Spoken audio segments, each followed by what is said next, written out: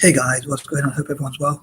If anyone just watched my last video, I finally made my cup of tea, which I was talking about.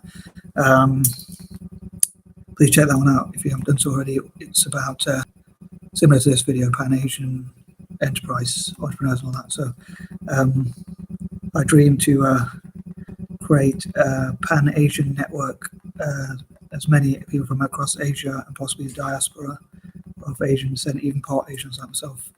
Eurasians, that means part European and part Asian for those who don't know, and Blasians, part Black and Asian, to support Asia as well in April and May and June, and to do such things as promote Asian tourism.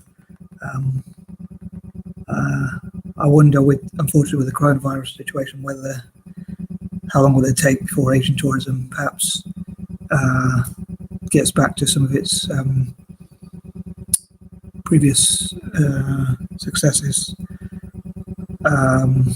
Hopefully they'll be able to come up with some plans, and maybe again that's like when I think working together we're stronger. You can come up with some ideas of how to empower Asia and how to create tourism, which will bring in much needed revenue, and also promote Asian produce and things like that. So unfortunately, I wonder, with the pandemic problem, with coronavirus, how long it would take for people to go back to, say, Chinese restaurants or Asian restaurants or things like that. I wonder if it will affect those restaurants when, especially Chinese restaurants, even when restaurants and pubs and things like that open up again. So that'd be interesting to see. But yeah, I hope to cover things like one reason why I write lots of lists, or talk about lots of lists as well, especially writing lots of lists is to like organize my thoughts, because I have so many, like finding out who the top Asia entrepreneurs in Asia are, especially young entrepreneurs or just general entrepreneurs or top contributors to Asia's economy. And I'd love to fundraise to support businesses that seek to unite Asia together and promote Asian economies and things like that, and Asian nations' success. And also like help Asian nations to network more with Africa and like treat each other better. People of color working together. As I talked before about how like white supremacy hates all people of color, so that's one of the reasons why I believe us people of color should work together and turn that hate into something positive. That negative hate into something positive, and love each other and support each other as people of color.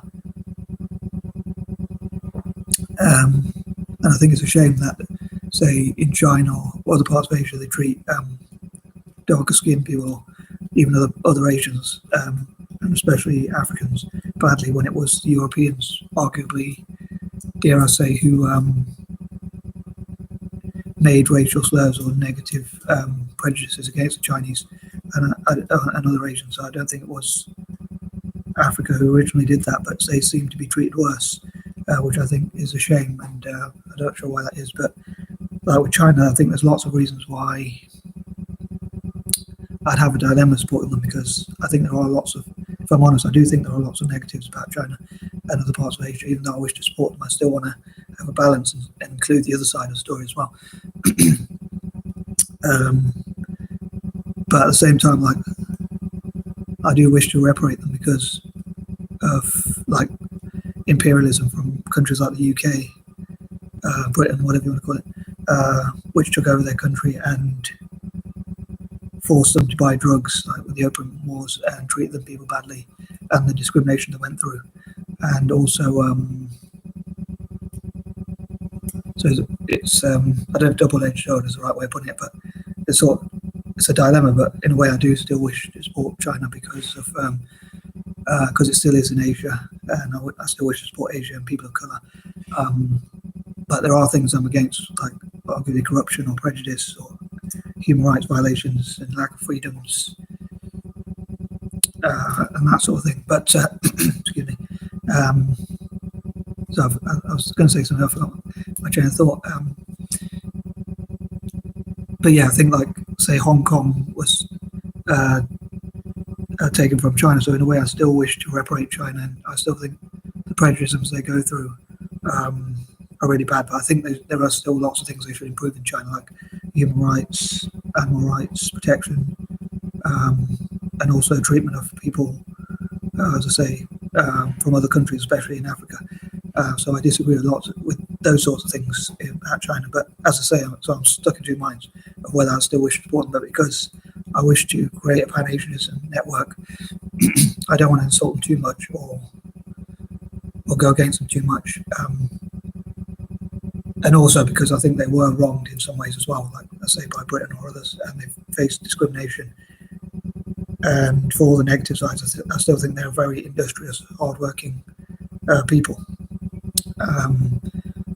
I know I'm not hardworking myself, but I still think, obviously, to respect those who have worked hard and done well. So I hope that makes sense anyway. But I still wish to promote Asian products and try to end divisions in Asia. And one of the things actually on that note is I'd love to encourage somehow. I know these can easily be broken, but I'd love to encourage Asian nations to sign like non-aggression pacts where they agree not to fight each other. Like no Asian nation would ever fight another Asian nation. They always agree to at least not go against each other or fight each other or that sort of thing. And that could be the start of progress. So anyway, hope that makes sense. I'm running out of ideas for one, so that's I've either got too many ideas or too little, but struggle to focus. But I'd love to know what you think about this video and my ideas, and whether you think I'm being naive or not. But I was thinking like, if I was going to support people, if I was going to support China or people in China, I'd support like people in slums or people from orphanages or people like my fellow dyslexics, especially young dyslexics, to be inspired. Or if I was going to give freebies like stationery or whatever, I would make sure it went to especially people with dyslexia, or training materials, or people in slums or orphanages, and things like that. And possibly even if I did give funding, it would be like on conditions that like human rights are improved, animal rights, and they tried to avoid wars. If I was going to give funding to countries, I'd say it must be on condition. If I had the ability, I'd say it must be on the condition that they don't go to war. And if a country was at war, I'd try and withdraw any funding I would give to that country, or even boycott that country if I felt that it was taking over another country. That's one of the reasons why I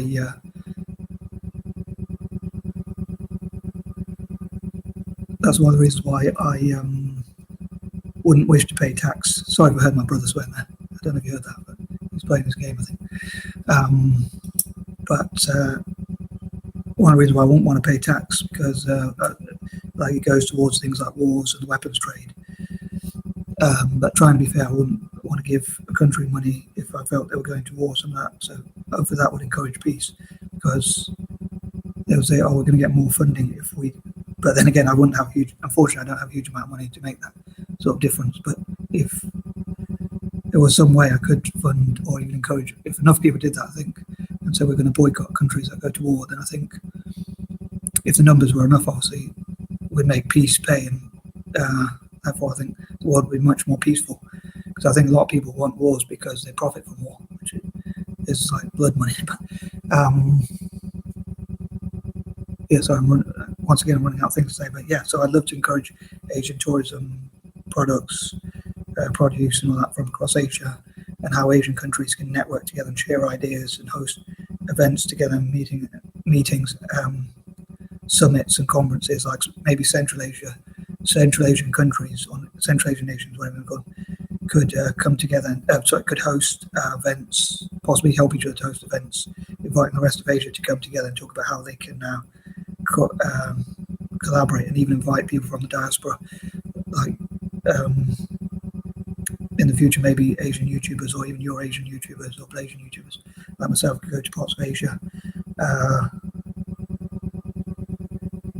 So anyway, I hope that makes sense. I know I've got some quirky ideas, but I'd love to know what you think about my ideas, how feasible you think they are, what do you think the best ways, what ideas or suggestions you would have to improve them or help them to happen.